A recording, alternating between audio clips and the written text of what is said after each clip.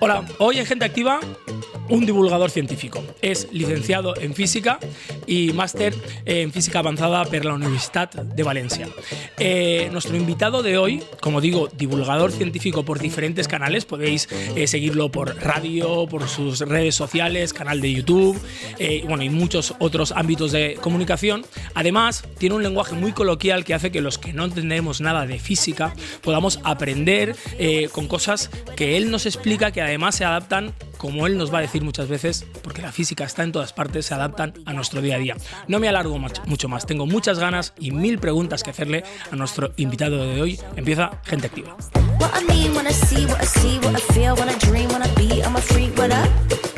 Y aquí empezamos. Empezamos con José Luis Oltra. Hola, José Luis, ¿cómo estás? Buenas, muy bien. Muy bien, pues lo primero, gracias por estar aquí. Muchísimas gracias. Vienes de cerquita de Valencia, pero aún así tienes que desplazarte hasta aquí, así que te lo agradezco muchísimo. Y luego, quiero decirte que estás aquí sentado no porque no dudes en subirte a una montaña para demostrar la ciencia, o en tirarte a una piscina, o en hacer kilómetros de sendas para explicar según qué relato, sino porque me lo paso muy bien siguiendo todo lo que haces. Reconozco que soy muy, muy fan, incluso diría que friki fan de tu forma de comunicar, porque siendo divulgador científico y dedicándote a divulgar ciencia, que a priori a lo mejor es algo que no tiene mucho mercado, sin embargo, cubres, te lo decía antes de encender los micros, cubres diferentes ámbitos. Igual se te puede ver en un local dando una ponencia, que escucharte en la radio, tienes publicados libros. Y que quiero que... He traído uno. ¿Lo saco? Sí, por favor. Pues mira, es... Uno de ellos lo he traído. Mira, pues empecemos por... Mira qué chulo. Empecemos. Este es el primero. Este es tu primer libro. Sí. Luego, este es más enfocado a juvenil adulto. Y luego tengo otros publicados que son más infantiles. Entonces, por eso te he traído este es el que. No, a mí me tendrías que haber traído el infantil. No, es para 5 o 8 años. Muy pequeño, muy pequeño. Ay, me hace mucha ilusión. Bueno, de hecho, a ver, aparte de que me lo voy a leer, esto se va a quedar por aquí, no sabremos dónde. Me hace mucha ilusión.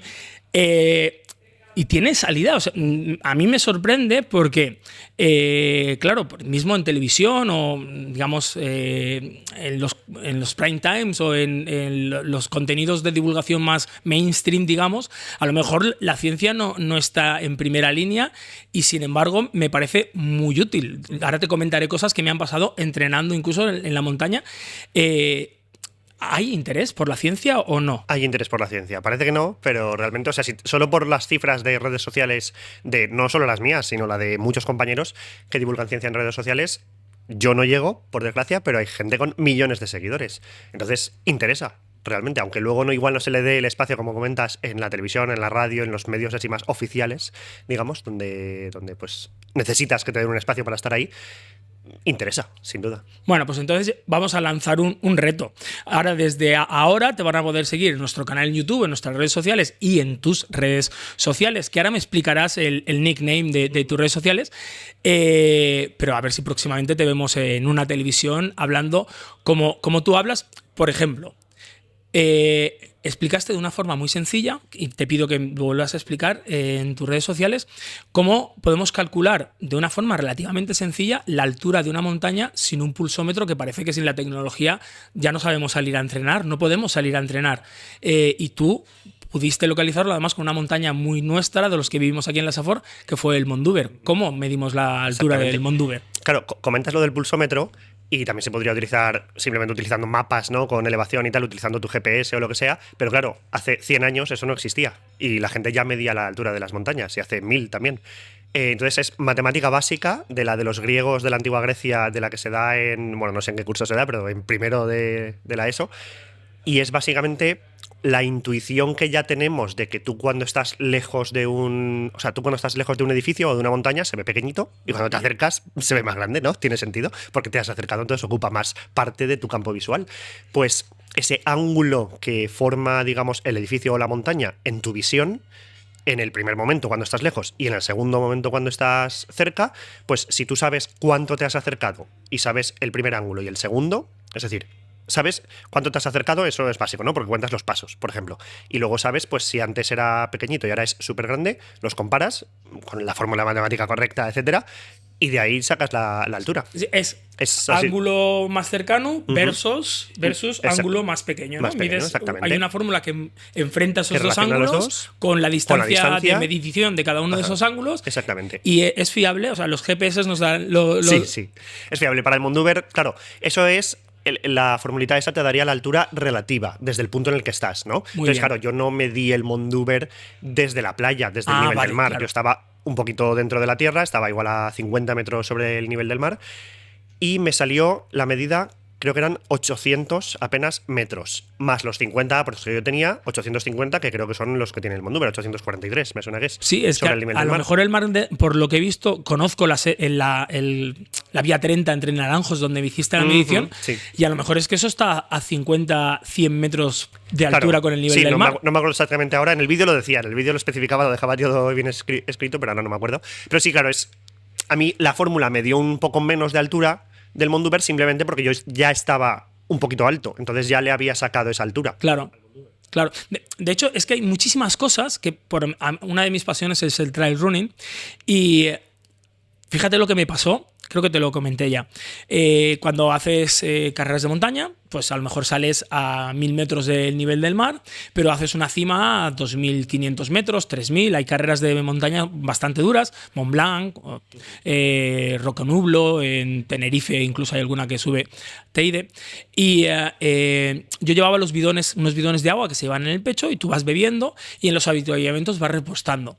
Había un avituallamiento en una altura, a lo mejor había 1200 metros de desnivel con relación a cuando me llené los bidones. Y cuando llegué a rellenarlos, me apreté los bidones y me dio la sensación de que estaban todavía llenos, de que no había bebido tanta agua como yo pensaba. Bueno, creo que llevaba hidratos de carbono en un lado y sales minerales en otro. El caso es que no me llené ninguno de los dos porque di por hecho que estaban llenos. Y cuando empecé a bajar, y de hecho llegué abajo, me di cuenta de que no estaban tan llenos y estaban vacíos. Y eso tiene una explicación científica. Exactamente. Básicamente, el aire, cuando disminuye la presión, el aire o cualquier gas, cuando disminuye la presión, se expande. Entonces, eso es lo que pasó. Tú tenías agua, pero también tenías aire, porque bebiste un poquito. Entonces, ese aire, al subir en altura, bajó la presión, se expandió y rellenó, digamos, los depósitos. O sea que por no tener nociones de física básica... Sí, bueno, o la experiencia igual de que justo te haya ocurrido ya eso y repitas y tal, porque realmente no necesitas entenderlo, pero si te ha ocurrido 5 veces, pues ya al final dices, vale, no, tengo que prestar atención. Bueno, pero fíjate... Pero bueno, si lo entiendes mejor. Claro. Si lo entiendes mejor y además tendría sentido que incluso los corredores... Bueno, seguro que el que tiene experiencia no le pasa, pero al que no tenga experiencia que tenga en cuenta que puede tener una cantidad de aire con la que no cuenta, que es el mismo aire en realidad, simplemente que esas moléculas se han separado, ¿no? Pero bueno, es que me pareció muy curioso y luego viendo un vídeo tuyo sobre una bolsa o un recipiente que subías... Una bolsa de patatas que subías a una montaña que se iba hinchando, dije... Eso es. José Luis, esto es lo que me pasó en aquellos bidones que no sé por qué estaban llenos y luego estaban vacíos. Exactamente. Volviendo a tus redes sociales, y no sé si esto tiene que ver con eso que pensamos todos que tenéis los científicos, lo que yo llamo el efecto Big Bang Theory y el estereotipo sobre los científicos. Ahora me explicarás si sois todos iguales o como en como en todas partes hay de todo. Pero el nombre de tú en redes sociales no se te encuentra por José Luis. Exactamente, soy 42 y es una referencia a La guía del autoestopista galáctico, que es una novela de ciencia ficción, creo que de los 80 o así, ya tiene unos años.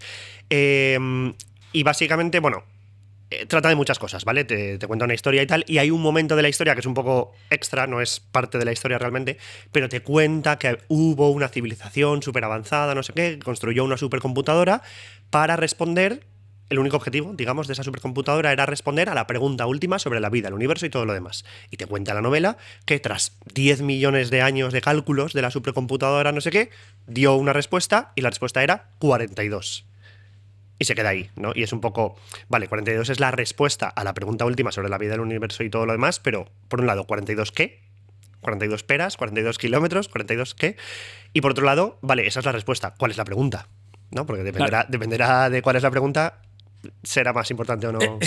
¿Tú eres consciente de lo paradójico que es que un científico que analiza con un método, perdona la redundancia, científico, todo tenga el nombre referencial a una película de ciencia ficción? Pero bueno, a lo mejor quizá... normal. ¿Se parece normal? Sí, o sea, quiero decir, porque es muy...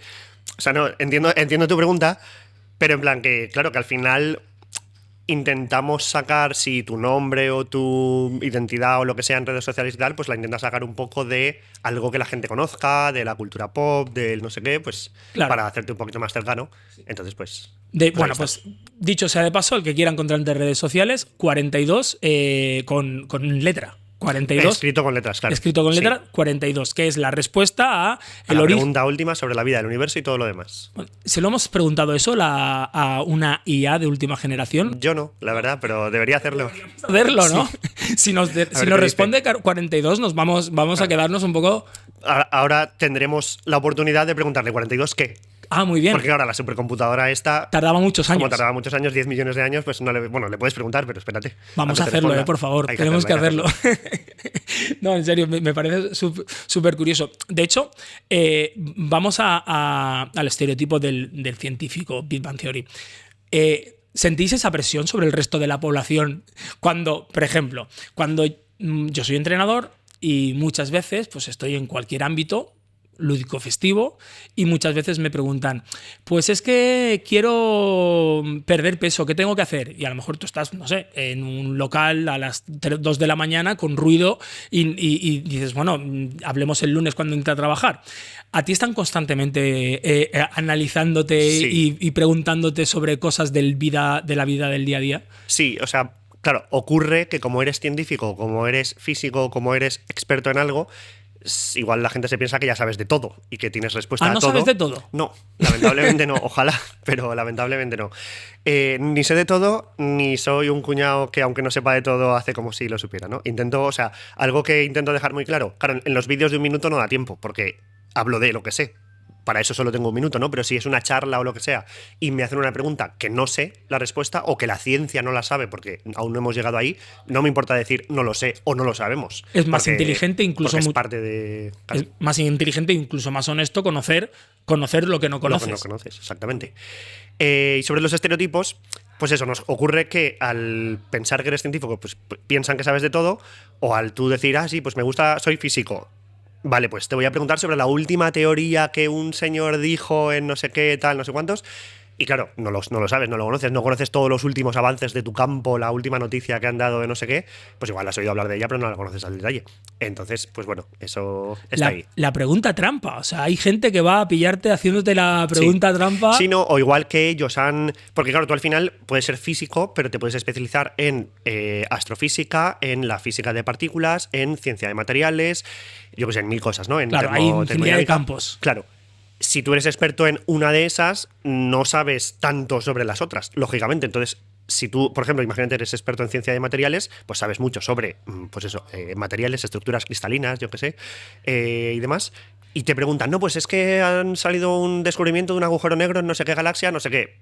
Pues no me he enterado, yo qué sé, es que no... Agujeros negros, espero que te hayas estudiado agujeros negros porque te voy a preguntar sobre agujeros negros. Pero antes de agujeros negros... Y el fenómeno cuñado, creo que aquí tiene una máxima exposición. Escuché que habría una gráfica que enfrentaba tu seguridad a la hora de opinar en algo en función de tu conocimiento, ¿vale? En el vertical, tu seguridad a la hora de hablar de algo y en el horizontal, tu conocimiento. Y es muy curioso, es muy de cuñado, si parece que eso se extrapola a toda la población, que cuando no tienes conocimiento, o sea, cuando estás justamente debajo de la vertical, eres muy osado y tienes una seguridad infinita en lo que estás diciendo.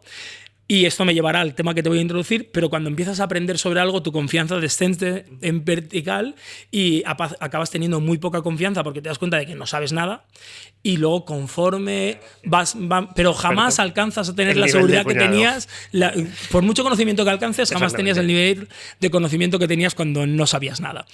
Y esta es la pregunta. Los científicos lleváis mintiéndonos durante siglos, desde antes de Galileo nos lleváis mintiendo porque la Tierra es plana y os empeñáis en explicarnos y justificarnos que es esférica. A ver, sal de ese embrollo. Es todo un complot de la NASA y a mí de hecho me pagan mi sueldo mensual para que siga defendiendo que la Tierra es redonda, pero es todo un complot de la NASA. Lo desvelo aquí. NASA, yo quiero subirme al carro, si me pagáis yo también diré que es redonda. Nada, sí, eso, pues efectivamente hay gente que así lo piensa, que los científicos y los divulgadores y tal mentimos sobre la forma real de la Tierra. Pues no sé muy bien con qué objetivo, porque, bueno, pues yo que sé, si un político miente sobre algo, pues tendrá un objetivo y puede llevarse un dinero o puede llevarse un favor, pero un científico mentir sobre la forma de la Tierra, ¿qué le aporta? Aún no lo sé, aún estoy planteándomelo. No, no, es más curioso, es más paradójico todavía. El algoritmo de mis redes sociales pensarán que soy un poco terraplanista porque soy muy fan de los terraplanistas, muy fan por su forma impresionante de justificar lo injustificable, como que el barco desaparece por el horizonte porque el ojo no lo ve. Y ya está, simplemente, ¿no? Pero a lo mejor es que buscan su espacio en redes sociales o buscan su espacio y buscan tener seguidores, pero lo paradójico es que tengan seguidores y que haya gente que le molesta. Ahora, por quitarle importancia al terraplanismo o darle la que tiene, que es, pues eso, anecdótica. Molesta cuando es tan justificado y tan argumentado y tan demostrado que vivimos en un universo y en unos de cuerpos esféricos, que haya gente que se empeñe en negar que el sol en Valencia sale por el este. ¿Es tan molesta o a ti te da igual? Molesta en cierto sentido, porque al final es eso, es lo que tú dices, es, caramba, miles de personas han gastado toda su vida para estudiar este tipo de cosas, para demostrarlo y demás, como para que ahora tú vengas, ¿no?, con tu gráfica del cuñado, que no sabes absolutamente nada y te crees que eres el máximo experto de todo, del universo, para que vengas tú a cuestionar esto, que, paréntesis, no significa eso que cuestionar esté mal. La ciencia se construye cuestionando cómo funciona el universo y lo que tenemos alrededor. Cuestionar está bien, pero hay que saber cuestionar las cosas. Digamos, la ciencia no cuestiona... Claro, estábamos hablando antes de la palabra teoría, que en un ámbito científico y en uno casual no significa lo mismo, que en uno casual teoría parece que falte por demostrar, y en ciencia teoría es algo que ya está asentado, que tiene sus leyes matemáticas, digamos, que controlan, que definen cómo funciona. Entonces, todo. la teoría de la gravedad no es que teorizáis sobre que existe no es que no tengamos claro si existe o no la gravedad. Claro, exactamente. Es simplemente, pues, un cuerpo de conocimiento ya asentado con su rigor matemático, etcétera, etcétera, que explica cómo es la gravedad. Eso es lo que significa teoría, básicamente. Que, aún así, las teorías pueden estar asentadas y pueden estar como comprobadas un tiempo y luego darnos cuenta de que no son así. Estoy abriendo muchos temas aquí de repente, pero otro paréntesis extra. Claro, el hecho de que una teoría se revise o se deseche una y se coja otra no suele significar lo que la gente piensa que significa. Tipo, llegó Newton, ¿no?, y propuso su teoría de la gravitación universal, que estuvo funcionando 2 siglos y pico, hasta Einstein, que propuso su teoría de la relatividad general, que la sustituía, digamos. Entonces desechamos la teoría de Newton y nos quedamos con la de Einstein, ¿no? Y de momento no tenemos nada mejor. Se han intentado porque sí que pensamos que debería haber algo mejor, pero aún no lo hemos conseguido. Claro, ese desechar de la teoría de Newton no es que la teoría de Newton fuera incorrecta, claro, porque durante 2 siglos y pico funcionó bien y nos permitió predecir dónde estaban, por ejemplo, Neptuno, el planeta Neptuno. No se descubrió porque alguien mirando por un telescopio viera un puntito y dijera, eso tiene que ser un planeta, sino que observando la órbita de Urano nos dimos cuenta de que no cuadraba exactamente con nuestras fórmulas de la gravitación universal de Newton, y entonces esas fórmulas, esa gravitación universal, nos decía que debía haber otro cuerpo que estaba perturbando a Urano con su gravedad, digamos. Y entonces, calculando la diferencia entre lo que observábamos y lo que deberíamos observar, se vio más o menos la masa que tenía que tener y la distancia a la que tenía que estar Neptuno, se buscó en esa zona del cielo y efectivamente ahí estaba. Entonces no es que estuviera mal, sino simplemente que nos faltaban datos para entender de que aparte de esa teoría que dijo Newton o que grabó Newton, había algo más. Claro. O sea, la forma correcta de decirlo es que la teoría de Newton era incompleta. Es decir, es capaz de explicar algunos fenómenos, pero otros más amplios, digamos, o más extremos, donde el campo gravitatorio es más intenso o hay distancias, están involucradas distancias más grandes, pues la teoría de Newton no era capaz de llegar ahí, pero la de la relatividad general sí que es capaz. Entonces la de la relatividad general es más completa, porque te explica más cantidad de fenómenos, digamos, pero no es que lo otro fuera incorrecto, simplemente no abarcaba todo. No era completo, no abarcaba todo. Y damos por sentado que hay algo más después de la relatividad? Sí, o sea, pensamos básicamente estudiando las interacciones subatómicas de las partículas y demás, hemos detectado, digamos, 4 formas en las que las partículas pueden interaccionar entre sí, ¿no? Las 4 interacciones fundamentales, se les llama. Está la electromagnética, que es la de las cargas eléctricas, la de los electrones y demás. Luego están las interacciones nucleares débil y fuerte. La débil es, por ejemplo, la única que afecta a los neutrinos, y es por eso que son tan esquivos, y lo típico que se dice de que trillones de neutrinos atraviesan tu cuerpo sin que te enteres. Esa es la débil. Y luego la fuerte, la interacción nuclear fuerte, es la que afecta, por ejemplo, a los protones y neutrones y los hace mantenerse unidos, y hace también que las partículas que los componen, porque están compuestos de quarks, se mantengan unidas, ¿vale? Entonces tenemos esas 3 y la gravedad. La electromagnética, la débil y la fuerte, hemos sido capaces de explicarlas con fundamento cuántico, básicamente utilizando las reglas de la mecánica cuántica. Pero la gravedad lo hemos intentado y no podemos, pero pensamos que debería poderse, teniendo en cuenta que todo el resto del mundo subatómico es cuántico. Nos cuadra, tendría sentido que la gravedad también fuera cuántica en última instancia, pero no hemos sido capaces de crear una teoría que con las reglas de la cuántica además funcione para describir la gravedad. Y no existe, me parece espectacular lo que me estás contando, no existe la tentación de eso que hacíamos, de que hacemos en la vida diaria, de bueno, pues no está demostrado del todo, pero debe de ser eso, darlo por sentado sin demostrar. Eso no existe, claro, esa tentación, o sea, de decir, sí, bueno, no lo hemos demostrado, pero es que tiene que ser así por eliminación. Si no es A, va a ser B. Claro, no. O sea, sí que estamos 99,99999% seguros de que la gravedad debe ser cuántica. Podría ocurrir que no, pero vamos, le sorprendería a básicamente toda la comunidad científica, la gente que se dedica a esto. Entonces, ¿qué es cuántica? Eso lo tenemos 100%, bueno, no 100%, pero casi 100% seguro. La cuestión es cómo describir esa gravedad cuántica. Es las fórmulas concretas que describen cómo pues 2 masas se atraen entre sí, cómo funciona un agujero negro, etcétera. Eso es lo que falla. Hay varias propuestas matemáticas para intentar describirlo y todas dan problemas. El problema que suelen dar es que cuando la masa se hace muy grande o las partículas se acercan demasiado, las cosas se te van a infinito. La intensidad de la fuerza, por ejemplo, se te va a infinito. Y normalmente en física o en cualquier ciencia, si algo se te va a infinito es porque te has equivocado. Porque en la naturaleza, en principio, no hay nada infinito. Tiene que ser todo finito en principio. Claro, como mucho podría ser infinito el espacio o el tiempo, pero la intensidad de la gravedad, porque básicamente si la intensidad de la gravedad entre 2 partículas fuera infinita, eso significa que todo el universo se vería atraído hacia esas partículas. ¿Sabes? Sí, irremediablemente. La atracción sería infinita, no dejaría, claro, de absorber, claro, y de atraer. Eso, a lo mejor meto la pata hasta arriba, pero has nombrado agujeros negros, estamos hablando de gravedad, y ya me acerco más al mundo terrenal, pero es que esto es curiosidad particular mucho.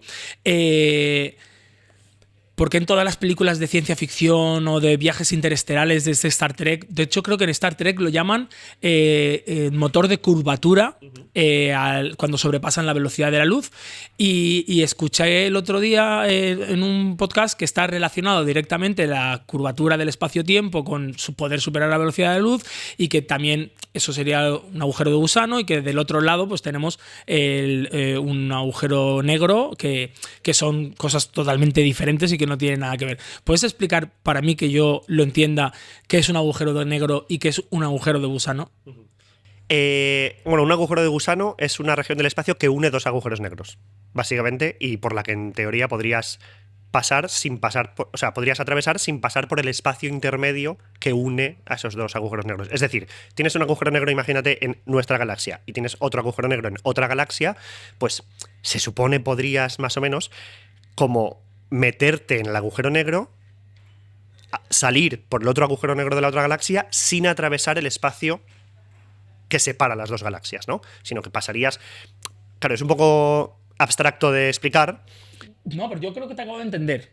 O sea, imagínate que el universo es la superficie de la mesa, ¿vale? No... O sea, si intentas meterte hacia adentro de la mesa, ya no es el universo, ¿vale? El universo es exactamente plano, y el film diminuto microscópico de la superficie de la mesa.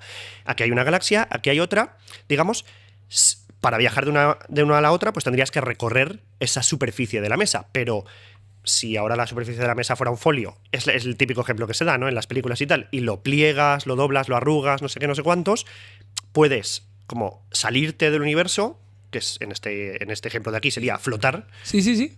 y llegar sin atravesar el universo, la parte del universo, digamos, que hay entre medias, y llegar a la otra galaxia. Aquí no tiene sentido, porque aquí estás haciendo más recorrido que tal, pero si el universo está curvo, Claro. está doblado, digamos, está... Si el tiene sus espacio es cosas, relativo, y esa es la teoría de la claro, relatividad, ¿no? Exactamente. Si el espacio es curvo, pues puedes llegar de un sitio al otro recorriendo Menos distancia, porque no la hay. del que, Yo de la que le separa. digo que te había entendido porque me he imaginado que aquí hay dos agujeros negros y esto es el espacio y la distancia entre Claro. si atraviesas... si esos dos puntos estuvieran así, Exactamente. habría una distancia por encima que es muy larga y sin Insalvable, embargo y otra... abajo es... Mira, Exactamente. el pulpito de Ariadna me ha ayudado a ilustrar los agujeros negros. Pero parece que la ciencia sea esto, agujeros de gusano y agujeros negros. Sin embargo, tú, y por eso soy tan fan de tu trabajo en redes sociales, lo llevas al día a día y a las situaciones más cotidianas.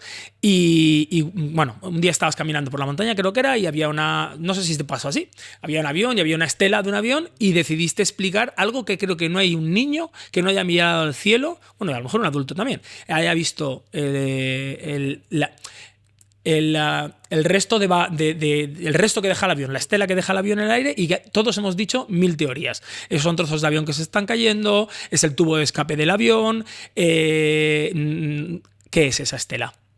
Esa estela es literalmente el avión chocando contra la atmósfera, porque no le queda más remedio, ¿no? Cuando vas en coche o cuando vas corriendo, estás chocando constantemente cuando contra vas el aire. corriendo en moto, recoges agua. Vas exactamente.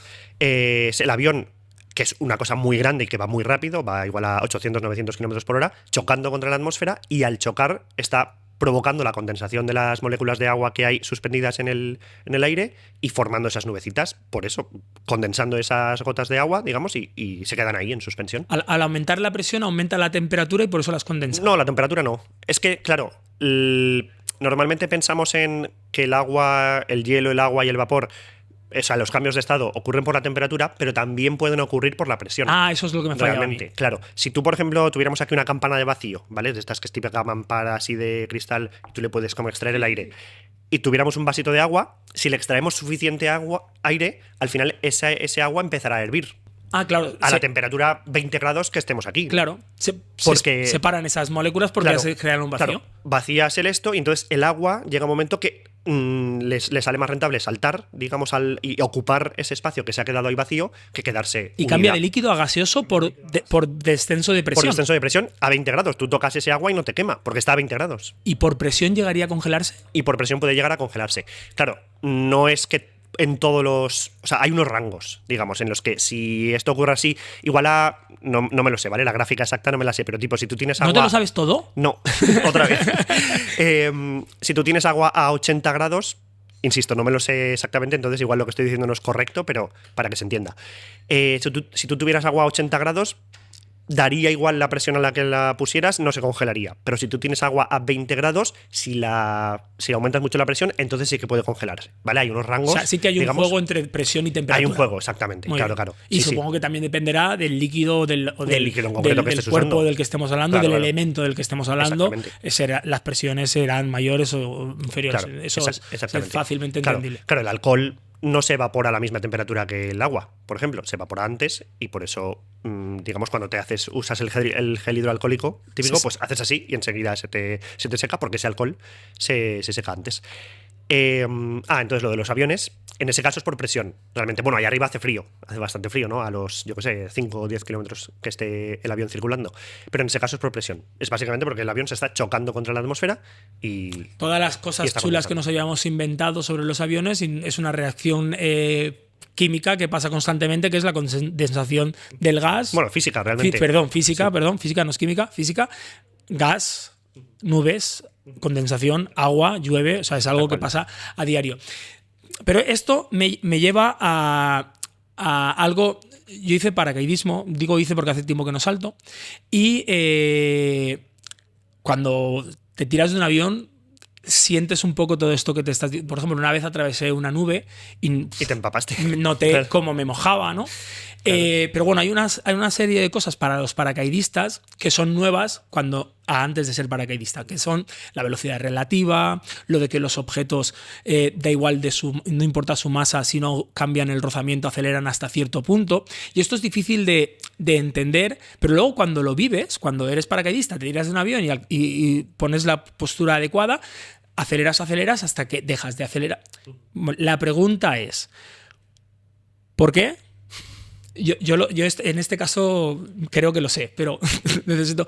¿Por qué da igual que una bola de 1 kilo y yo que peso 80 kilos y que tengo muchísimo más volumen? ¿Por qué vamos a ir acelerando hasta un punto en que los dos alcancemos una velocidad y si no variamos el rozamiento, sigamos cayendo a la misma velocidad si la Tierra sigue atrayéndonos con la misma fuerza? Porque la aceleración no es constante e infinita. Y si estoy metiendo la pata, corrígeme. No, bueno, en ese caso, si tuvieras una bola densa de metal, pero que solo pesara 1 kilo, la bola acabaría cayendo más rápido que tú. Porque lo que tú has dicho, porque tiene menos rozamiento. Genera menos rozamiento porque ocupa menos, básicamente. El rozamiento es algo a tener en cuenta. Claro, sí. Claro, ahí lo que está ocurriendo es el balance de las fuerzas que están actuando sobre tu cuerpo. ¿Qué fuerzas están actuando sobre tu cuerpo? La gravedad, que es lo que te está llevando hacia abajo, ¿no? Es lo que te está haciendo caer, y el rozamiento, porque otra vez te estás chocando contra el aire, ¿no? Digamos, pues cuando intentamos nadar nos cuesta más que si... Cuando intentamos andar por dentro del agua, nos cuesta más andar por dentro del agua porque el rozamiento es mayor, ¿no? Pero en el aire también hay rozamiento, y es por eso que pues caemos y llegamos a una máxima velocidad, es por eso que construimos los trenes y los coches y los aviones con una forma concreta para minimizar ese rozamiento. Para ser más aerodinámicos y minimizar el rozamiento, exactamente. Pues cuando tú estás cayendo, la fuerza de la gravedad siempre es la misma, porque estás cayendo dentro del campo. Si te fueras a miles y miles de kilómetros, esa fuerza de la gravedad sí que iría aumentando conforme te fueras acercando, pero la diferencia entre 3 kilómetros de altura y 2 kilómetros de altura... 14.000 pies es alta, que son 4 kilómetros más o menos del suelo, la diferencia no es significativa, igual es de un 0,1%, entonces no la vas a notar. Y la otra fuerza es la del rozamiento. Claro, el rozamiento no es una fuerza digamos, concreta que siempre es la misma. El rozamiento depende de tu área, por ejemplo. No es lo mismo que estés cayendo así como de plancha a que te pongas así de palillo. Pues eso, depende del área y depende de tu velocidad. Entonces, claro, del área depende linealmente, es decir, que si tienes el doble de área, tienes el doble de rozamiento, pero de la velocidad depende cuadráticamente. Entonces, si tienes el doble de velocidad, tienes 4 veces más rozamiento. Entonces, claro, tú te tiras del avión y al principio estás cayendo lento porque estás acelerando, pero vas ganando velocidad y entonces llega un momento que ganas tanta velocidad que ese elevado al cuadrado, que he dicho, ese cuadrático, pues llega un momento que es capaz de equiparar a la fuerza de la gravedad. Y cuando la fuerza que te atrae hacia abajo es la misma que la que te frena hacia arriba, digamos... Que te sustenta, literalmente claro, te sustenta. Pues si la velocidad no la pierdes, lo que pierdes es la aceleración. Entonces dejas de acelerar, dejas de ganar velocidad y te mantienes a una velocidad concreta. Me voy a ir mucho por las ramas. Si lo quisiéramos visualizar, visualizaríamos un Super Saiyan volando con toda una estela que rompe a nuestro alrededor y acumula aire enfrente a nosotros y un vacío detrás de nosotros. Es un poco eso. O sea, eres un objeto cayendo que genera una cúpula de tensión, de gas delante de nosotros, de aire, y un vacío detrás. Exactamente. O sea, que he sido literalmente como un Super Saiyan, pero hacia abajo. Hacia abajo, sí.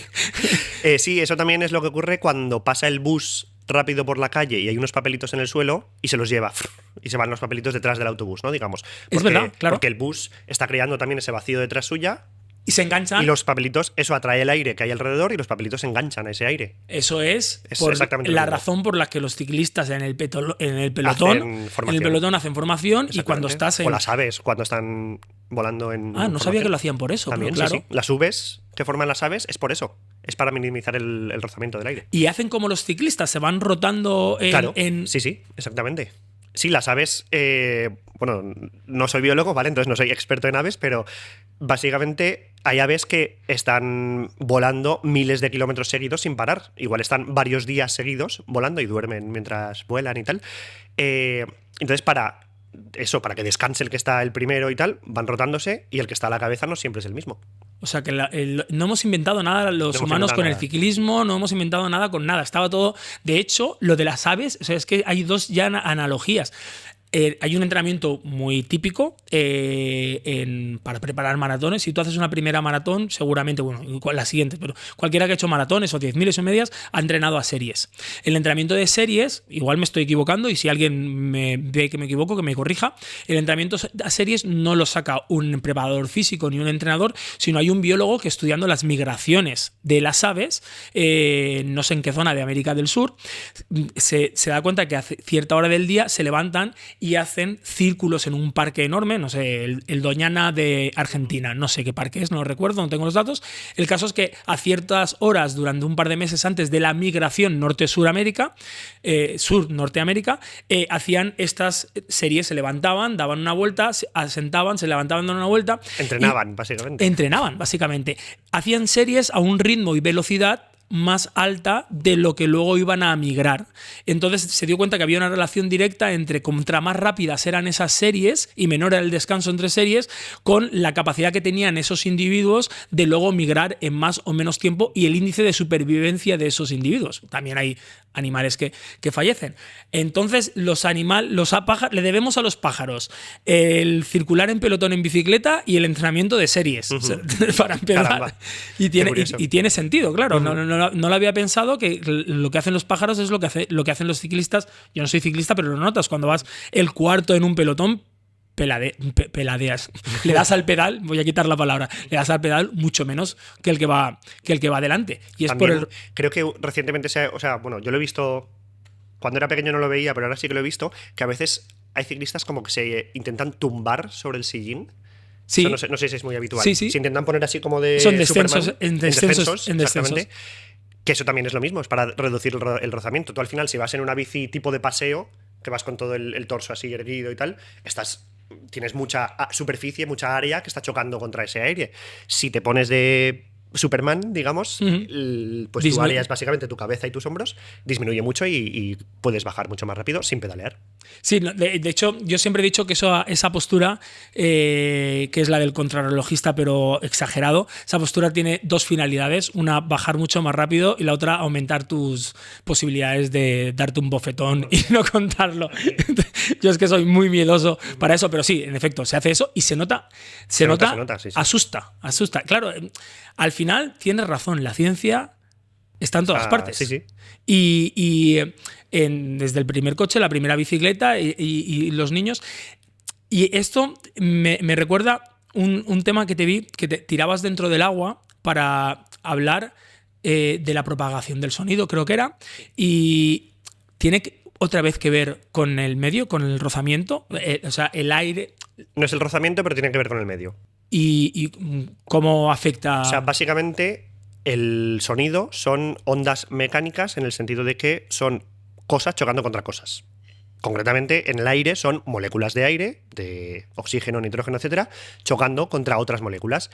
Esa vibración una molécula choca con la siguiente, que choca con la siguiente, que choca con la siguiente, ¿no? Entonces ¿Se van pasando la info? Sí, la energía, se van pasando en plan de, pues yo traigo mucha energía, choco y te la traspaso, ¿no? Te la transfiero. Y esas vibraciones que se van generando ahí por esos choques, pues al final llegan a tu oreja, que la membranita vibra, etcétera, Interpreta. lo capta y oyes algo. Pues bien, otros medios también tienen moléculas que pueden chocar, ¿no? Entonces también se puede transmitir el sonido por otros medios. Lógicamente, si pegáramos la oreja a la otra punta de la mesa y hacemos así, pues se oye, no lo oyes solo por el aire, sino que lo oyes por la propia madera, que al tú chocar, digamos, tu mano, se transfiere y llega a tu oreja y lo oyes bien. Por el agua también. Entonces, claro, ¿qué pasa? Como son choques, el hecho de que sea un gas el aire hace que las moléculas estén más separaditas, ¿no? Entonces, que esta choque con esta, pues va a ser más difícil. Pero si son un líquido o un sólido que están las moléculas mucho más juntas, va a ser mucho más fácil que una molécula choque con la siguiente, porque está justo al lado, digamos. Y también va a ser mucho más eficiente, digamos, esa transmisión de energía. Yo tengo mucha energía y te la paso. Entonces, el hecho de que sea más fácil que choquen y que sea más eficiente esa transmisión de energía, porque no la vas a perder en otras cosas, directamente vas a tal, hace que el sonido viaje más lejos y más rápido. Por ejemplo, Entonces, eso hace, por ejemplo, que las ballenas sean capaces de comunicarse o de emitir sonidos que se pueden escuchar a casi el otro lado del mundo, a miles de kilómetros de distancia. O eso hace también que nuestros barcos, por ejemplo, que van con el motor funcionando y, digamos, transmiten ese sonido dentro del agua, pues eso hace que los peces oigan ese ruido del barco a 10 kilómetros de distancia y se desorienten. Sí, haya contaminación acústica. Mucha más contaminación acústica. Por embarcaciones. A lo mejor la pregunta a ti te resulta muy obvia, pero me ha surgido. Esa es la explicación porque eso sí que lo sabía, pero no tenía. Es la explicación por la que el sonido no se propaga en el vacío. Exactamente. Porque no hay nada que pueda chocar. No hay moléculas que puedan chocar las unas con las otras y transmitir esa onda. Y entonces, si tú estás en una nave espacial y hay otra nave espacial a 500 metros y explota, lo típico de las películas, ¿no? De Star Wars o yo qué sé, como no hay un aire entre medias que pueda transmitir ese sonido, a ti no te va a llegar. Tú vas a ver la explosión, vas a ver la luz. Te llega la luz cuando te llegue. Claro. Pero no vas a ver, no te va a llegar el sonido, a menos que un trozo de la nave ¡pum! Choque contra la tuya, ¿no? O algo de eso. Sí, sí, sí. Pero lo que es el sonido en sí no te va a llegar. Sí, claro. Sí, pues no, de hecho me has recordado claro, en las películas de western, que vete tú a saber si eso pasaba en realidad, al indio apoyando la cabeza encima del ferrocarril para saber si se acercaba el tren por el ferrocarril. O ayer justo estaba viendo una película que se llama El Valle de las Sombras y van por un desfiladero y mucho antes de que empiece una luz, el guía se da cuenta de que va a pasar algo grave, se para y siente la vibración de una luz antes de que ni siquiera se viera. Todo tiene que ver con que antes que oírlo lo sintió, claro, por la vibración. Claro. A lo mejor incluso sintió la luz antes de que se diera. Se puede sentir la luz antes porque esa vibración que provoca que caiga la montaña es la misma vibración que él siente. Claro, me lo llevo a la montaña, que es mi pasión, pero es que todo esto es tan importante para, pues fíjate, el guía no solamente iba mirando las montañas, sino que un guía, eso es típico de montaña, tienes que ir sintiendo sentir las vibraciones te pueden salvar o prevenir una luz.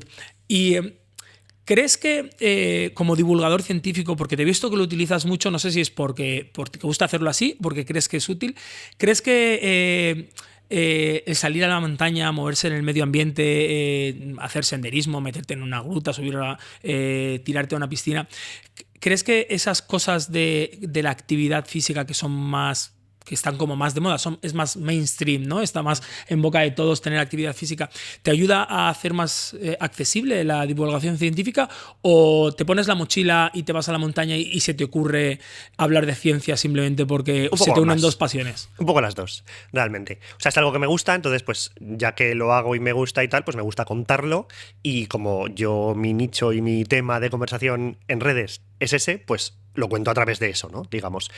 Y luego además creo que es importante también, además de transmitir el dato, el mensaje concreto, la teoría, el no sé qué, no sé cuántos, también es importante transmitir que la ciencia no es solo algo que se haga en laboratorios o en fórmulas en ordenadores, que la ciencia, como estamos viendo aquí en este podcast, es algo que está en nuestro día a día, que nos rodea, que en cualquier actividad o cualquier objeto o invento que utilicemos está ahí de una forma o de otra. Entonces me parece también importante transmitir eso, que la ciencia está en todas partes, básicamente. Está tan en todas partes, ahora recientemente ha sido la Maratón de Valencia, está tan en todas partes... Bueno, sí, ayer, sí, oye, bueno, hoy es 2 de diciembre. Pues sí, ayer, sí. Se nota que no he hecho la Maratón de Valencia este año, no he estado pendiente. Bueno, pues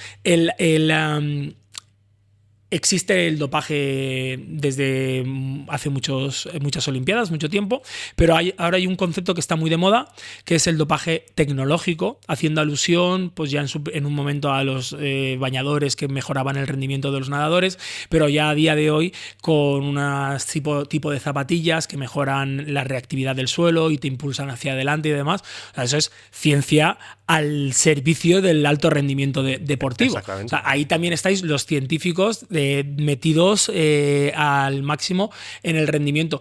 Pero, por otro lado, yo escuché y quiero que me des tu opinión.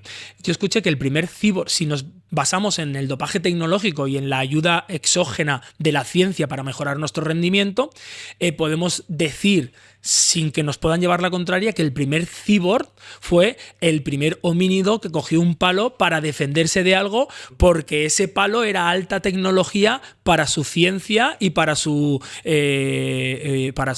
cultura. Entonces, ¿la ciencia nos acompaña desde entonces? Sin duda. ¿Cuál es tu opinión al respecto? Sí, al final, bueno, con la tecnología también ocurre, pero por ejemplo ocurre mucho en alimentación o productos que consumes y tal, el huir de, o la gente, los fabricantes ponen sin químicos añadidos, ¿no? Por ejemplo, justo ayer vi una publicación, no me acuerdo ahora mismo de quién era, pero de una cuenta de divulgación que sigo, que ponía en plan, mira estos compuestos que contiene algo que sueles consumir habitualmente, y salían nombres de químicos muy raros, bencil no sé qué, diametil no sé qué, cosas muy raras que las lees y dices, ostras, esto a saber qué me estoy metiendo en el cuerpo. Y luego en la última, era un carrusel de fotos, en la última publicación te decía, bueno, pues eso no es una cosa tóxica que te estés metiendo tú en el cuerpo y que te vaya a matar ni nada, eso es la manzanilla y el poleo, básicamente. Esos son infusiones naturales de toda la vida que tienen obviamente muchos compuestos químicos porque las plantas están hechas de compuestos químicos, obviamente. Entonces, que huimos muchas veces de lo artificial en ese sentido, de los compuestos químicos o de la tecnología o no sé qué, pero es que realmente... No somos nada sin ello, claro, porque claro. Es inherente a nosotros. Exactamente, la madera tallada también es tecnología. Al fin y al cabo, tú en la naturaleza tienes palos, ¿no? Digamos, pero mesas no tienes, digamos, ni sillas. O un trozo de metal, una vara de metal o de piedra, o sea, una herramienta de piedra o lo que sea, pues también es tecnología. Obviamente, más básica, más que descubrimos hace cientos de miles de años o millones, pero es tecnología al fin y al cabo. Entonces, el problema no es la tecnología, ni los químicos, ni las sustancias. El problema es cómo se usen, ¿no? En qué cantidad o para qué se usen, etcétera, etcétera.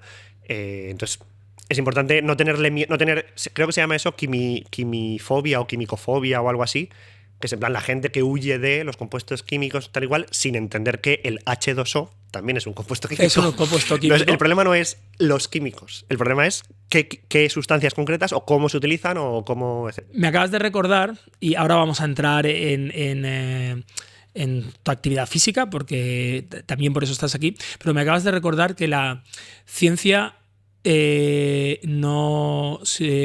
dijiste en un podcast, perdón, una publicación hace poco, que con la ciencia se pueden hacer cosas maravillosas y cosas no tan maravillosas. Creo que estabas hablando incluso de alguna reacción química que se podía utilizar para el bien, y acababas diciendo que entonces la ciencia no se utiliza ni mal ni bien, sino que... O sea, no es buena ni mala, muy bien. Se utiliza mal o se utiliza bien. Eso es. La ciencia no es ni buena ni mala. Claro, es una herramienta al final. Un martillo no es bueno ni malo. No puedes decir... No le puedes asignar eso a un martillo. Un martillo lo puedes utilizar para hacer daño, ¿no? Como arma, o para clavar clavos y construir una casa en la que vas a vivir. Entonces, el martillo no es ni bueno ni malo. Una vez más, el ser humano es el que le da la connotación a lo que sea. Exactamente. Entonces, al final, la ciencia, lo mismo. La ciencia sirve para curar vidas, para salvar vidas, investigando contra el cáncer o etcétera, creando vacunas o demás. O sirve también para acabar con esas vidas. Entonces, el problema no es la ciencia, el problema es el uso que le damos a la ciencia, digamos. Y ahí, en concreto, hablaba de una de las charlas que organizo, que bueno, será este jueves, entonces ya cuando la gente vea el podcast ya habrá ocurrido. Pero hablaba porque la charla, precisamente, no la doy yo, la da una invitada. El título es El lado oscuro de la química. Entonces, ella va a hablar de muchas ocasiones en las que, por ejemplo, hace como 100 años o así, cuando estábamos empezando a entender la radiactividad, se utilizaban compuestos radiactivos tipo en pasta de dientes o en cosméticos, en relojes, las manecillas del reloj brillantes, por ejemplo, todo ese tipo de cosas, y se utilizaban compuestos radiactivos en pastas de dientes y la gente o en maquillajes y demás, porque aún no entendíamos, se pensaba al principio que esa energía que les hacía brillar era positivo. Te la daba a ti, digamos, te la transmitía a ti y te revitalizaba, ¿no? Esa energía radiactiva que tenía. Claro, luego nos dimos cuenta de que no, de que era malo para la salud y se reguló y se dejó de utilizar, obviamente. Claro. Entonces, por eso hay que seguir investigando, ¿no? También esta investigación básica que tanto se defiende, porque, o sea, que la defienden los científicos y la ignoran, digamos, igual quien tiene el dinero, ¿no? Y quien debe financiarla y tal, que la investigación básica es la investigación que de primeras no te va a dar una utilidad, ¿no? Es como estudiar los fundamentos de la naturaleza, aunque no sepas qué utilidad te va a dar. Bueno, Claro. pues menos mal que estudiamos cómo afectaba la radiactividad y pudimos dejar de utilizarla, o cómo funcionaba la electricidad. Es que los científicos os paráis en cada cosita. O sea, Cada no, tontería cada que- tontería, lo que tú que tienes que. Dime. A lo útil. Claro, dame algo útil, algo que me sirva como gran corporación que soy a sustituir el petróleo cuando se me acabe y seguir generando ingresos. No te pares en científicos, por favor. Ahora, sí. Pensando en las pastas de dientes, descubres un químico que me ayude a forrarme, entonces lo daré por bueno. Vale. Exactamente. Es así, sí. Sí que tiene algo de sazón, el ser científico y el estar intentando. Porque, claro, muchas veces, claro, buscáis a tientas en una habitación a oscuras. Yo me imagino a un científico entrando en una habitación a oscuras y tocando y ver algo y dice, bueno, esto es esto, y lanzando hipótesis que no teorías para generar una teoría posterior. ¿Has visto cómo he aprendido de escucharte? Muy bien, muy bien. Se lanzan hipótesis para luego alcanzar crear una teorías, teoría. exactamente. Eso es gracias a. Bueno, mira, cuando me lea esto todavía seré mucho más sabio de lo que soy, mucho más sabio de lo que soy. Me da risa solo de pensarlo. Hablemos de tu actividad física. ¿Eres un científico? Y si no te pongo cara ni te veo en redes sociales, solo te escucho y hago caso a mis prejuicios, me imagino una bata, un bolígrafo seguramente con tinta manchándote el bolsillo, unas gafas bastante grandes y una forma de comunicar casi en un lenguaje que yo no entiendo. Sin embargo, la imagen que más he visto de ti es moviéndote porque la tierra no se mueve, caminando por una montaña, tirándote a una piscina, moviéndote, siendo lo que eres, que es al final lo que somos los seres humanos, somos animales incluso nómadas, recolectores y cazadores en origen, con lo cual estamos diseñados per se para movernos. Y sin actividad física no seríamos lo que somos a día de hoy. Entonces, ¿qué actividad física tiene José Luis Oltra y por qué enseñas la ciencia desde el movimiento, desde el movimiento tuyo, me refiero? O sea, ¿qué hago? ¿Qué Sí, deportes sí. practico y tal? Bueno, semanalmente hago, marca blanca de CrossFit.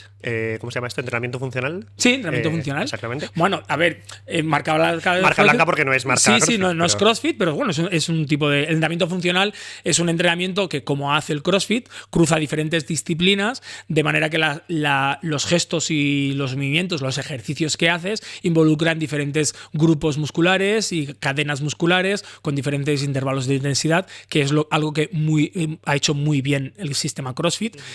Y le ha puesto un nombre y apellidos a una forma de entrenar, pero digamos que más que la marca blanca, a lo mejor el entrenamiento funcional es el genérico. El entrenamiento funcional es el genérico y el CrossFit es vale. es Un un tipo concreto. un tipo concreto. Ujú, Es vale. un sistema muy bien desarrollado. Ahora le han salido, está el Airos y demás, pero bueno, el CrossFit es un sistema que. Bueno, ¿haces entrenamiento funcional cuántos días a la semana? Dos porque también salgo a correr. Corro. Intento mínimo una y si puedo dos. Y siempre que puedo, siempre que los amigos les viene bien y tal, salimos a la montaña. Y de hecho ahora entre Navidad y Nochevieja estamos planeando, hemos contactado con un guía de Granada para subir al Mulhacén en invierno, con nieve. Tienes que grabar una bolsa de patatas. Sí, ya lo estoy pensando. Mínimo la bolsa de patatas lo voy a grabar por la altura y estoy pensando algo más por el hecho de que hay tanta nieve y tal, algo relacionado con la nieve. Quiero grabar también, pero aún no sé el qué. Bueno, hay algo muy básico, coger un trocito de nieve y conforme vas bajando se va derritiendo. derritiendo. Se derretirá antes por la mano, yo creo. Claro, es por el verdad. calor de la mano. Bueno, Pero bueno, sí. una cosa que también que tiene que ver con el alpinismo y bueno, que tiene que ver con todos. ¿Por qué? Si estoy más cerca del sol en la cima del Mulhacén, tengo más frío que en la orilla del mar si está más lejos del sol y encima el agua refresca. Ujú. Porque básicamente por el mismo motivo por el que a ti se te hincharon los depósitos de agua en aquella carrera que hiciste y te confundiste que no sabías cuánta agua llevabas. Cuando incide la luz del sol sobre el planeta Tierra, ¿no? Digamos, la atmósfera es principalmente transparente. Sí que absorbe un poco de luz y por eso si intentamos ver a las montañas de lejos las vemos azuladas y dejamos de verlas y tal. Pero eso, la atmósfera es principalmente transparente, entonces ella absorbe un porcentaje de la luz, creo que es cerca del 30%, no me lo sé exactamente. La mayoría de esa energía, de ese calor que llega del Sol, lo absorben el agua y la tierra, el suelo, digamos, la superficie, y una parte directamente no se absorbe ni La en la recibimos atmósfera. nosotros. No, se refleja. Se refleja. O Bueno, sea, claro, no la absorbe el sistema tierra, sino que se refleja y no se queda dentro, digamos. Entonces, en definitiva, la mayoría de la energía de ese calor que nos llega del Sol lo absorben la tierra y el agua. Entonces, tiene sentido que donde más se absorbe es donde más calor haga. Claro. ¿No? Digamos, al final. El reservorio de energía más grande Claro. es la Tierra, digamos. Exactamente, los continentes y los océanos y los mares y demás. Entonces, es por eso por lo que en la superficie hace calor, porque se absorbe esa energía y entonces se queda el terreno caliente y se queda el aire caliente que hay ahí. Vale, pero ese aire que está caliente tiene por encima un aire más frío y al estar caliente se expande y por tanto sube, porque es menos denso básicamente que el aire frío. Como la piedra que cae al fondo de la piscina, porque es más densa que el agua, pues el aire caliente es menos denso y entonces sube. Como el agua que hierve tiende a subir. Tiende a subir, exactamente. Pues este aire caliente al subir se va encontrando una atmósfera cada vez menos densa y se va expandiendo. Básicamente porque hay menos presión a su alrededor, hay menos aire que le oprima y se va expandiendo poco a poco, pero los gases cuando se expanden se enfrían. Si tú tienes una jeringuilla, por ejemplo, bueno, es que no sé... No, lo hemos hablado pistón, antes con digamos. el vacío, cuando metes presión, el agua, Bueno, claro, el agua sí. pasaba... Bueno, pero no era por temperatura, No, era en por aquel presión. caso. Claro. Está relacionado, pero no es exactamente lo mismo. Pero sí, básicamente, si tú tienes un pistón, una jeringuilla muy grande y tienes un poquito de gas aquí y lo estiras, digamos, y haces que se expanda ese gas, se va a enfriar. Le quitas presión y se enfría. Podrías ponerte un termómetro o lo que sea midiendo la temperatura y verás cómo se enfría. Pues ese aire caliente, al subir, se enfría y ese es el aire que llega a la cima de la montaña, digamos, el aire de la superficie que ha ido subiendo y se ha ido expandiendo y se ha ido enfriando. Básicamente, y por eso hace más frío en las montañas, aunque estés más cerca del Sol. Porque claro, ese más cerca del Sol, imperceptible en realidad. Claro, lo importante no es tanto la distancia, si estás a 0 sobre el nivel del mar o a 3 kilómetros, ¿no? Esos 3 kilómetros que estás más cerca del Sol es un 0,00001% de la distancia del planeta a la estrella. Entonces no te afecta ahí realmente. Estamos más cerca a niveles de medición humana, pero a niveles de medición espacial no estamos más cerca. Claro, es que fíjate la tontería, claro. Tú te crees que estás más cerca. No, es una pregunta. Claro, tú te crees que estás más cerca porque estés en el Everest, pero a 8.000 metros de los millones de kilómetros que hay. De los 150 millones de kilómetros que nos separan. Eso sí que te lo sabes, ¿ves? Sí, ahora sí. Ese dato sí. Claro, y de hecho, a veces se piensa que el verano y el invierno ocurren porque la Tierra se acerca al Sol o no, o se aleja. No, ocurre. O sea, de hecho, el momento más cercano de la órbita terrestre, el momento en el que la Tierra está más cerca del Sol, es el 4 de enero. Y aquí hace frío, el 4 de enero, aquí y en todo el hemisferio norte. Explícame eso, por favor. Y el momento más lejano es cerca del 4 o 6 de julio, más o menos, entre el 4 y el 6 de julio. Que aquí hace calor. Entonces, parece contraintuitivo, ¿no? Y es básicamente porque esa diferencia entre el 4 de enero y el 4 de julio es otra vez de un 5%, ¿no? Entonces, sí que hace que el calor del hemisferio, o sea, que el verano del hemisferio sur sea un poco más cálido que el verano del hemisferio norte. Eso ahí sí que se puede medir, pero la diferencia igual es medio grado, no llega más. Pero bueno, si haces una medida global, ¿no?, de la temperatura, etcétera, lo puedes medir. Pero lo que hace realmente esa diferencia es que tú cuando es verano, cuando es verano o cuando es invierno, el Sol se eleva más sobre el horizonte o no. Y cuando se eleva mucho, cae más perpendicular, digamos, atraviesa menos atmósfera, porque si la luz del Sol y el calor entran así, atraviesa pues un palmo, ¿no?, de atmósfera, pero si entra desde aquí, atraviesa pues 1, 2 y medio, ¿no?, palmos de atmósfera.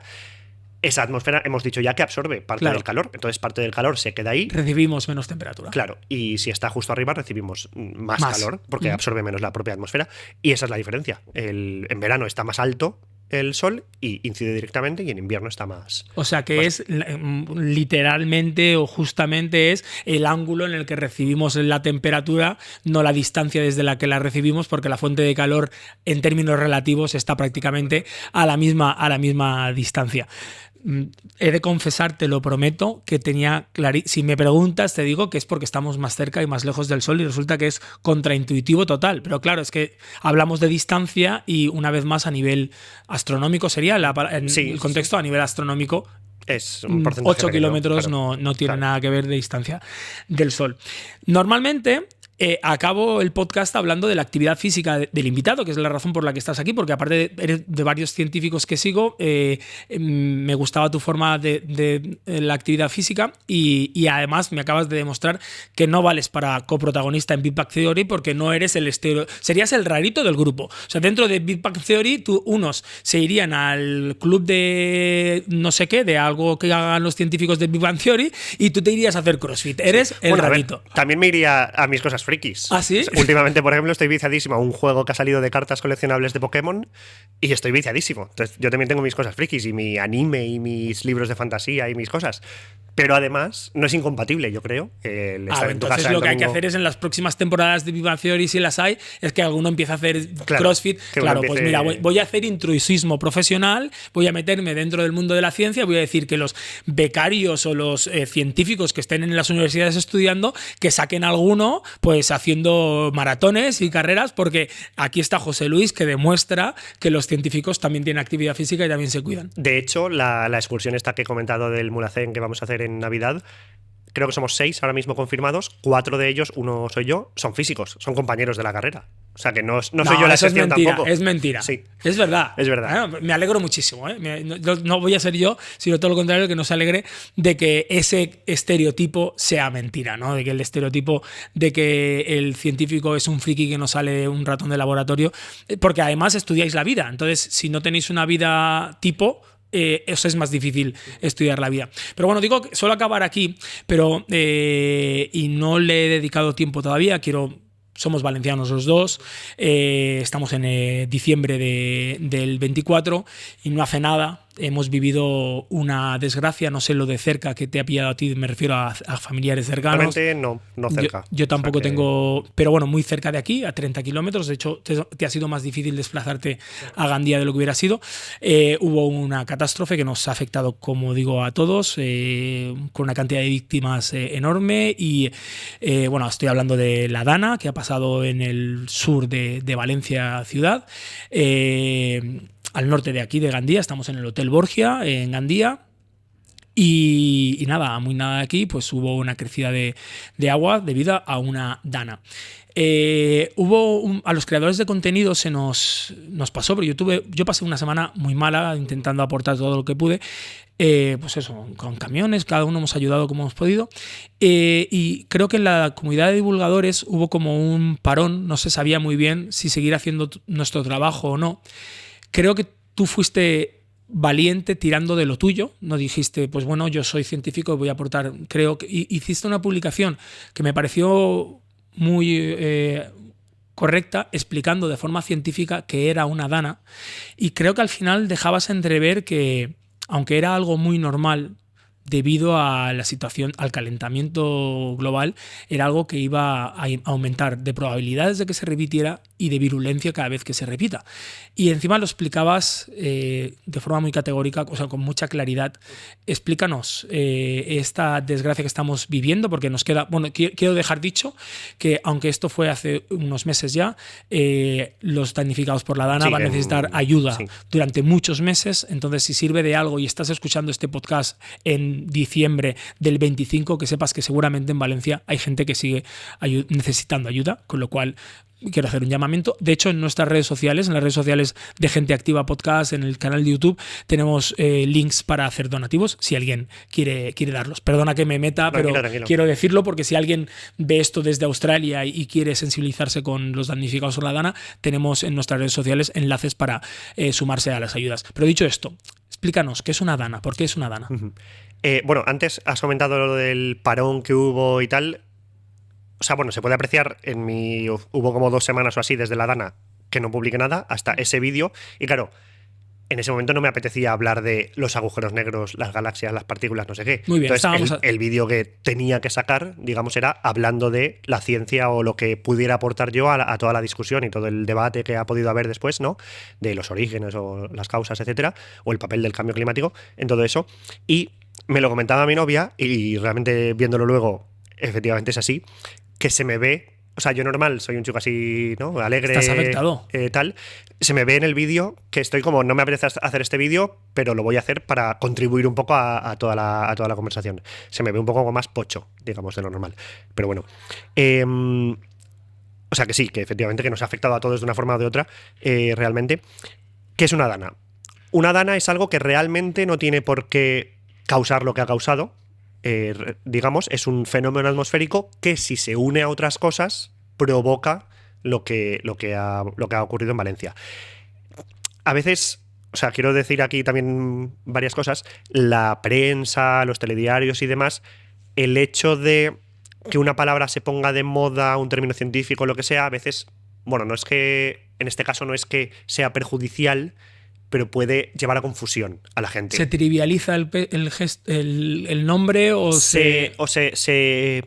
se utiliza siempre un nombre para una cosa que igual tiene matices, no siempre es eso, etcétera? Hubo también hace un par de años o 3 que se puso de moda la ciclogénesis explosiva. Y ya no se ha vuelto a oír.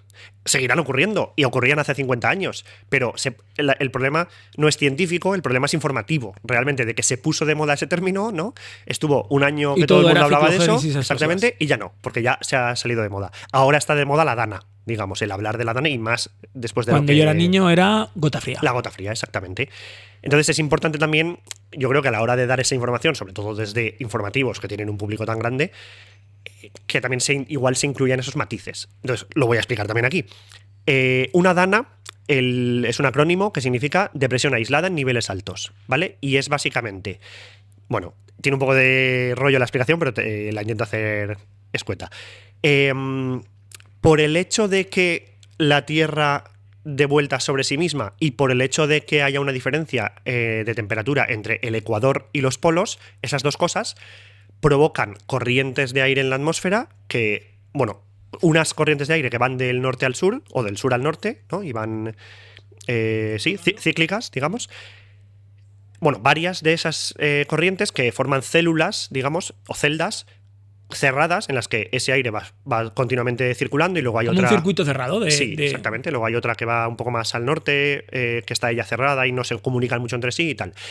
Pues en la interfaz entre esas células se forman vientos por la interacción. A veces, o sea, están principalmente aisladas esas... Pero hay veces se cruzan, pero a veces se cruzan. Y por el hecho de que la Tierra esté rotando, y digo esto de que la Tierra esté rotando porque esas corrientes que voy a comentar ahora también se han observado en Venus, en Júpiter, en Saturno, en Urano, en Neptuno, en cualquier planeta. Es algo con una de los atmósfera... cuerpos celestiales o universales. Claro, exactamente. Es algo que le ocurre a los planetas con atmósfera. No es algo especial de la Tierra, realmente. Pues bueno, en esa interfaz de las celdas estas se forman corrientes de aire bastante intensas, bastante tal. Hay 2 en los trópicos, en cada trópico, y 2 en los polos, una en cada polo. Y van de oeste a este, ¿vale? Entonces, esas corrientes de aire, digamos, que rodean la Tierra en los trópicos o en los polos, claro, no son chorros de aire perfectos, no son si la pintaras en un mapa, no son círculos perfectos, sino que tienen sus deformaciones, ¿no? Sus ondulaciones y demás. No siguen un meridiano en concreto, y están como cerradas dentro de ese... Entre 2 meridianos hay una corriente. No, obviamente tienen sus perturbaciones, sus ondulaciones, porque si justo hay un sistema de altas presiones aquí, pues la deforma. Si hay, yo qué sé, si es verano o es invierno, se van deformando, etcétera. Y entonces esas ondulaciones a veces pueden crecer, digamos, si normalmente son pequeñitas, pueden crecer mucho, y esa corriente se estrangula, la corriente sigue por encima, pero esta masa de aire que se ha quedado aquí abajo fría, y se queda ahí ella aislada. Entonces eso es la parte de aislada del depresión aislada en niveles altos. Depresión significa que esa masa de aire es de bajas presiones, básicamente. Depresión en las presiones. Y a niveles altos significa que esa masa de aire, por la corriente de la cual se ha originado, no está en superficie, sino que está alta, está como a unos 9 kilómetros de altura, ¿vale? Entonces, y en principio no tiene Si hay esas corrientes de aire que se han formado porque se ha estrangulado la corriente y tal, y se queda ahí un aire como dando vueltecitas, eso en principio no tiene reflejo en la superficie. No hay aire en la superficie también dando vueltas. Sino que Está tan alto que no lo vemos. está tan alto, efectivamente, que la superficie en principio no lo notamos. Eso es una dana. Entonces, eso per se no tiene por qué provocar lluvias torrenciales catastróficas como las que ha habido en Valencia, porque danas lleva viendo toda la vida, realmente, hace siglos y milenios. Entiendo que ese grupo de aire esa perturbación que se ha separado de la perturbación de la corriente general, eso está en los polos y esa perturbación ha caído y se coloca encima de Europa o encima del Mediterráneo y demás. Exactamente. Y ahí es donde viene el jaleo. Y ahí es donde viene el jaleo, porque el Mediterráneo en concreto, en cualquier cuerpo de agua ocurriría, pero el Mediterráneo en concreto, por el hecho de que solo le comparte agua con el resto de los océanos del mundo por el estrecho de Gibraltar, es un mar que tiende a estar más caliente que el agua que está a la misma latitud. De hecho, de ahí lo de Mediterráneo, porque está en medio de la Tierra. Es medio de la Tierra. Es prácticamente una piscina quitando del estrecho de Gibraltar. Exactamente. La piscina a finales de agosto está más caliente que cuando la llenas en junio o cuando sea. Pues el Mediterráneo, como le incide mucha luz, mucho calor, pero no puede refrigerarse compartiendo su agua con el Atlántico, pues está más caliente. En finales de agosto, septiembre está... Exactamente, está más caliente. O sea, en general está más caliente que el Atlántico a la misma altura, pero además a finales de verano ha ido recibiendo todo ese calor y le cuesta más disiparlo, ¿no? Digamos, que al Atlántico, que tiene unas corrientes que igual lo atraviesan de norte a sur, etc. Entonces, este mar caliente combinado con esa dana, con esa masa de aire frío que se ha quedado ahí aislada, es lo que provoca las lluvias torrenciales. Eso es esa combinación es lo que las provoca. Calor que sale del Mediterráneo tropieza con ese aire frío a esa altura, provoca precipitaciones. Ese mar más caliente hace que se evapore más agua, entonces que haya más vapor de agua en el ambiente, y además el aire caliente es capaz de retener más vapor de agua. Entonces es un poco como se complementan para mal los dos fenómenos. Todo ese agua sube. Ese aire caliente con mucho vapor de agua va subiendo porque está caliente, como ya hemos comentado antes, y cuando se encuentra con esa masa de aire frío, condensa y precipita. Entonces, eso es lo que ocurre. Y por eso la gota fría ocurre en la costa mediterránea de España en octubre, noviembre, septiembre, en los meses de cuando ya se ha acabado el verano, el mar conserva su calor y empiezan a llegar masas de aire frío. Porque claro, en julio será más difícil o el aire frío que te llegue no estará tan frío, ¿no? Entonces ese contraste no será tan grande. Entonces ahí en el otoño, me estaba saliendo tardor, en el otoño se dan las condiciones perfectas de mar demasiado caliente y aire frío que llega del norte, y eso es lo que provoca la clásica gota fría. ¿Por qué hemos cambiado de gota fría a dana? Simplemente gota fría es el término histórico, es el término que se ha utilizado siempre y es impreciso, porque la gota fría te dice lo que ocurre, pero no te dice cuál es su origen, no te dice por qué está ocurriendo. Digamos, entonces la gota fría al final es lluvia torrencial en esta época del año, ¿no? En otoño. Pero no sabes por qué está ocurriendo, porque puede ocurrir por varios motivos diferentes. No tiene por qué venir una dana para que llueva mucho y haya una gota fría. Entonces, por eso ya no se utiliza en un término técnico científico, y entiendo que los informativos y demás dejan de utilizarlo por eso, ¿no? Intentando ser más técnicos. Por eso ya no se utiliza la gota fría. Pero claro, ahora la próxima dana que venga va a haber pánico. Pero no, es que hay que entender que no es solo la dana y no es solo el Mediterráneo, es la dana con el Mediterráneo en esa época del año, etcétera, etcétera. Entonces, eso es una dana, básicamente. Luego, bueno, ¿sigo? Sí. No, la historia es que intentabas mantener una relación de que esto va a aumentar la posibilidad de frecuencia, o sea, posiblemente aumente la frecuencia y además aumente la intensidad de ella, que eso es lo que nos ocupa realmente. Por culpa del cambio climático. Claro, es que también me parece importante decirlo, porque los negacionistas del cambio climático y no sé qué, no sé cuántos, si tú ahora dices, no, es que esto ha sido más probable y más intenso por culpa del cambio climático, te dirán, no, pero es que siempre ha habido gotas frías, siempre ha habido lluvias torrenciales en esta época del año y en esta zona. Te lo digo yo, sí, siempre ha habido. Eso efectivamente, siempre ha habido. Y la ciencia nos dice, bueno, siempre ha habido por esto, porque danas siempre ha habido, la corriente esa es parte de la Tierra, como es de Venus y de Júpiter y demás. Entonces, danas siempre ha habido. Y el Mediterráneo, está más caliente de lo que le tocaría por su geografía, ¿no? Porque de eso nos vanagloriamos los mediterráneos, de que nuestro mar es caliente. Clima, exactamente, del buen tiempo que hace. Entonces, obviamente han ocurrido gotas frías, lluvias intensas al inicio del otoño en esta zona de España y demás. Siempre ha ocurrido. Lo que dice el cambio climático, lo que dice la ciencia climática, es que estos episodios se van a hacer cada vez más frecuentes, digamos, van a ocurrir cada menos años y van a ser cada vez más intensos. Eso es lo que dice el cambio climático. Entonces, no es quitar importancia a lo que ya ha ocurrido, es señalar que esto va a volver a ocurrir y va a ocurrir probablemente peor, ¿no? Igual no el año que viene o igual no en Valencia, igual ocurre en la zona de Castellón, en la zona de Alicante. Tiene todo el arco mediterráneo para que pueda pasar. Exactamente, pero va a volver a ocurrir y la expectativa, la previsión es que ocurra peor. Si le das el suficiente margen de años, digamos, es que acabe llegando un episodio peor. Y entonces, bueno, cuando la próxima sea un poco menos intensa, que nadie te lleve la contraria, no. O sea, no estás diciendo que la próxima, literalmente la próxima va a ser más, sino que hay posibilidades de que esto vaya a más. Esta ha sido muy intensa y es muy, muy, muy demostrable que exista la posibilidad de que esto pueda ir a más. Exactamente. Claro, es que hay mucho melón aquí que abrir. Ahora vamos a por qué el cambio climático hace que sea peor, porque además es evidente, o sea, es bastante fácil de explicar por qué lo hace peor. Perdón, me he liado. Te he cortado yo, no. Estábamos hablando de que la ciencia, la virulencia y la vale, frecuencia. la predicción, sí.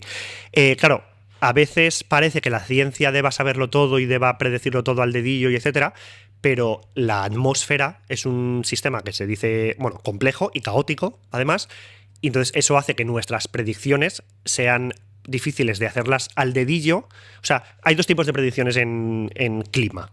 El tiempo atmosférico, lo que va a hacer pasado mañana, y lo que va a hacer en los próximos 100 años, ¿no? Lo que va a hacer en los próximos 100 años es muy fácil predecirlo, y lo que va a hacer dentro de 2 días es muy difícil predecirlo.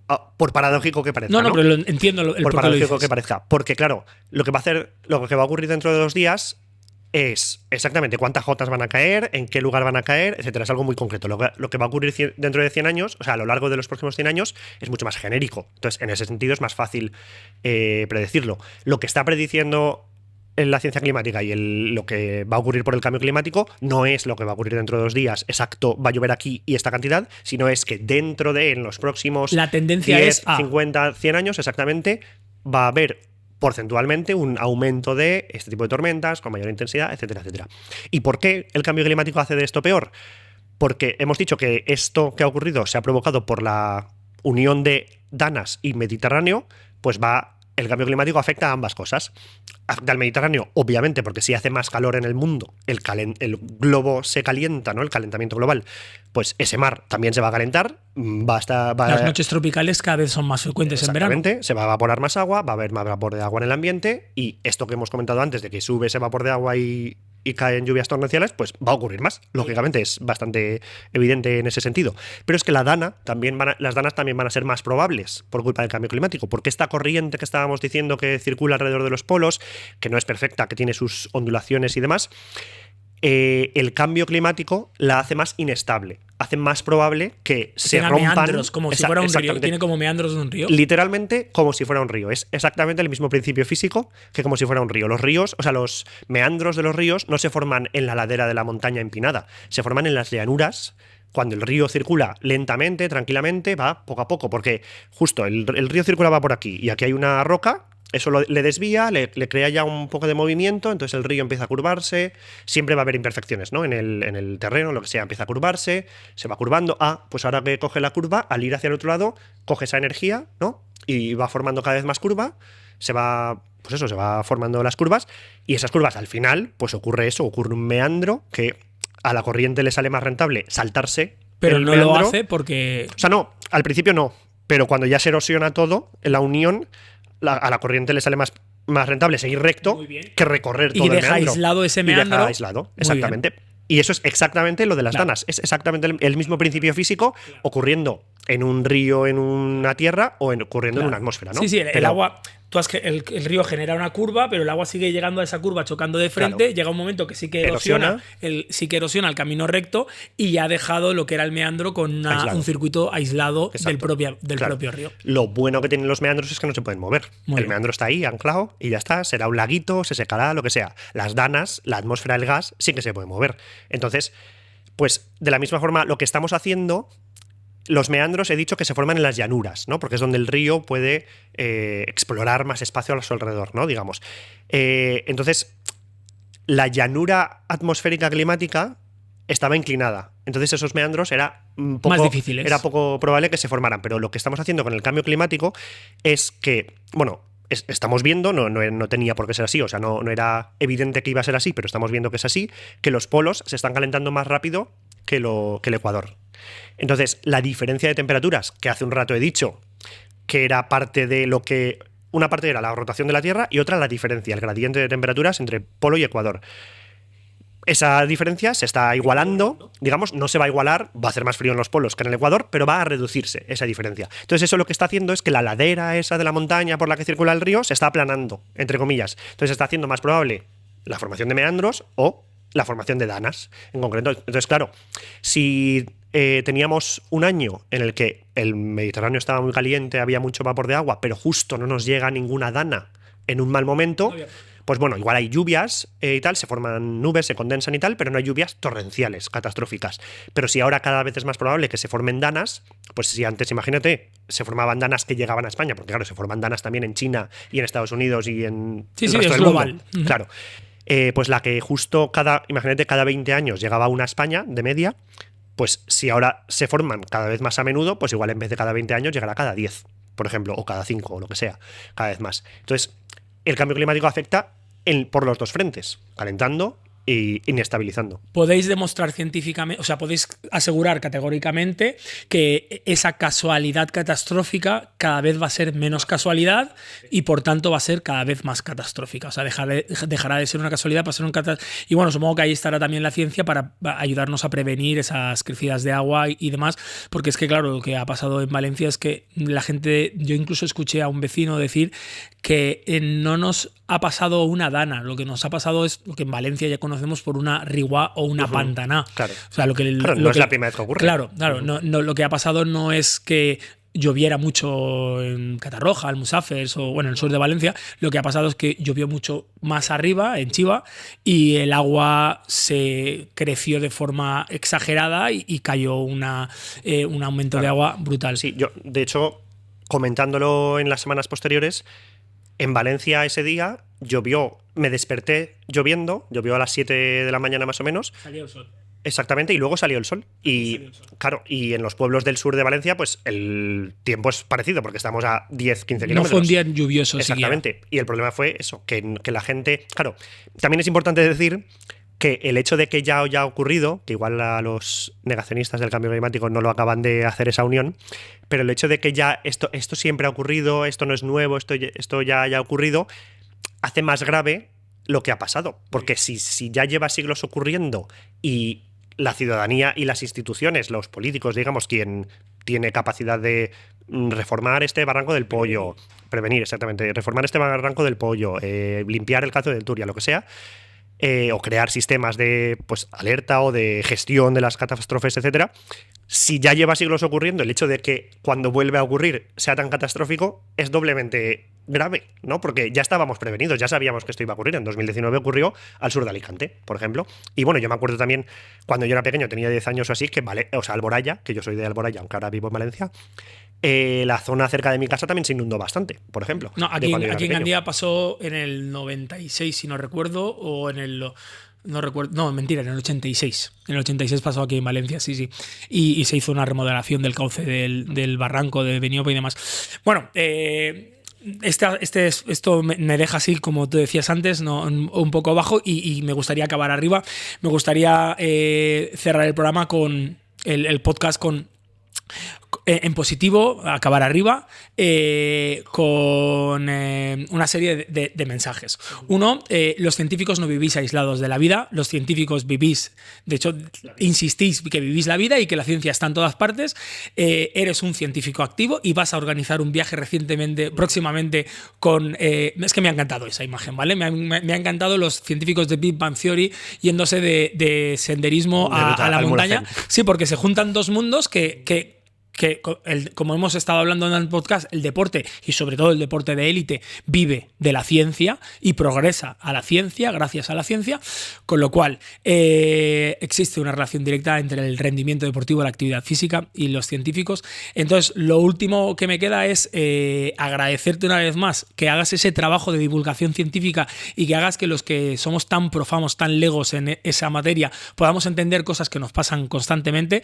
Pedirte, por favor, que no dejes de hacerlo, pedirle a la comunidad científica que no deje de encerrarse en un laboratorio y no deje de mirar a los ciudadanos como posibles receptivos de toda vuestra sabiduría, porque de hecho lo somos y nos hace falta. Y un último favor te voy a pedir, que es que firmes, por favor, aquí nuestro pequeño David. Donde quiera, ¿no? Donde quieras, es todo tuyo. Un huequito. Todo tuyo. Ponte como quieras. Ahí, como tú quieras. Ya puedes filmar cuando quieras, no te preocupes. Uy. Y el 42. Y el 42. Muy bien. Imprescindible. Agradecerte. Esto se queda aquí, muy bien. Agradecerte, déjalo por encima, no te preocupes. Agradecerte este libro, aunque insisto que voy a tener que hacerme con lo de los niños, ¿vale? Pero bueno. Ya verás cómo no. Luego te voy a pedir que me lo firmes también, claro. ¿vale? Luego te voy a pedir, como es para mí, pues luego lo hacemos.